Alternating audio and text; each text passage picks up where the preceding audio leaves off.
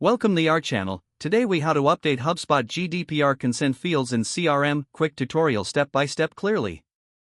To update HubSpot GDPR consent fields in your CRM, begin by logging into your HubSpot account. Navigate to the settings icon in the main dashboard. On the left sidebar, scroll down and click on Properties. In the Properties menu, use the search bar to find GDPR consent. Select the GDPR consent fields you wish to update. Click on the Edit icon next to the consent field name. In the editing window, adjust the field label as needed. Make sure to review and modify the help text for better clarity. Next, check the field type and ensure it aligns with your data collection needs. If necessary, change the field type to a checkbox or radio button. Now, configure the options for your consent field as required. Once you've made the necessary adjustments, click Update to save your changes. Return to the main settings menu and navigate to Contact Properties. Select the GDPR consent field you just updated to test it. Create a new contact or select an existing one to review the consent tracking. Make sure to check if the consent field appears as intended. Verify that all options function correctly when selected or deselect. Finally, ensure that your team is informed about these updates for proper implementation. You are now ready to manage GDPR consent tracking effectively in HubSpot.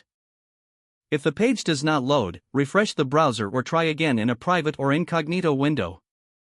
Make sure you are using the correct email address, then retype it carefully to avoid small typos. If your password is not accepted, use the reset option and create a new strong password you can remember. Check your spam folder for verification or security emails, then complete any requested confirmation steps. Enable two-factor authentication if available to improve account security and reduce unauthorized access risk. After signing in, review your profile details so your contact information and settings are accurate and current. If you see an error message, note it down and try again after restarting your device and internet connection. Log out when you finish, especially on shared devices, to keep your account and payment information secure. If the page does not load, refresh the browser or try again in a private or incognito window. Make sure you are using the correct email address, then retype it carefully to avoid small typos. If your password is not accepted, use the reset option and create a new strong password you can remember. Check your spam folder for verification or security emails, then complete any requested confirmation steps. Don't forget to like this video and subscribe to our channel for more step-by-step tech guides.